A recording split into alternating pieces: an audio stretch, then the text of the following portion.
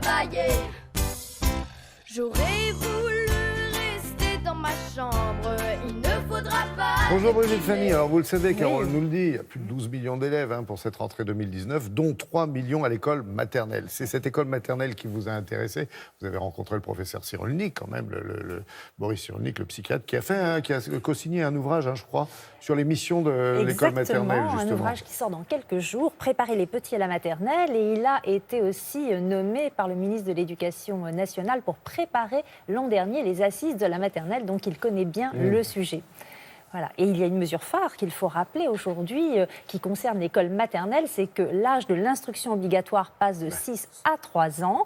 Donc c'est une mesure importante. Alors bien sûr, vous me direz dans les faits... C'est le truc de la rentrée, quand même. Dans les faits, ça ne va pas changer grand-chose parce que plus de 97% des enfants de 3 ans vont à l'école maternelle. À 4 ans, c'est quasiment 100%. Mais avec cette mesure, le ministre de l'Éducation veut justement souligner l'importance des premières années de la vie.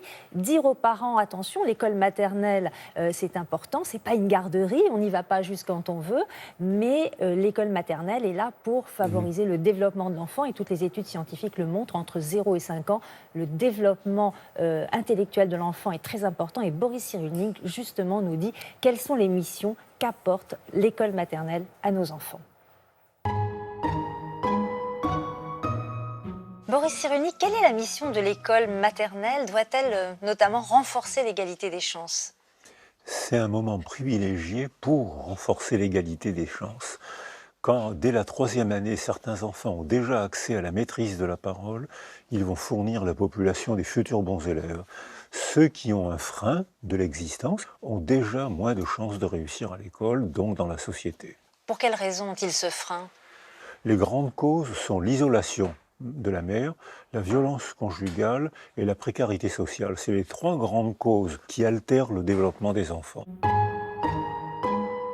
Quel est le rôle de l'enseignant de maternelle? C'est d'abord de donner confiance aux enfants, c'est-à-dire de les renforcer, de leur donner le plaisir de faire l'effort d'apprendre. L'instruction viendra plus tard quand les enfants aimeront faire l'effort d'apprendre. Mais d'abord, c'est l'estime de soi, la sécurité, la sécurisation des enfants qui leur donneront le plaisir de faire cet effort. Finalement, l'école maternelle à 2 ans, est-ce une bonne idée ou pas?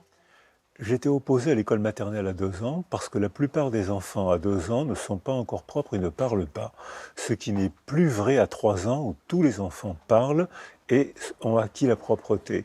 Donc à 2 ans, pour un grand nombre d'enfants, c'est un stress, alors qu'à 3 ans, c'est une aventure amusante. L'école maternelle doit-elle stimuler les enfants, voire les surstimuler, comme le réclament certains parents? Ce qui stimule les enfants, c'est l'acquisition de l'estime de soi. La surstimulation des enfants les stresse et au contraire les inhibe.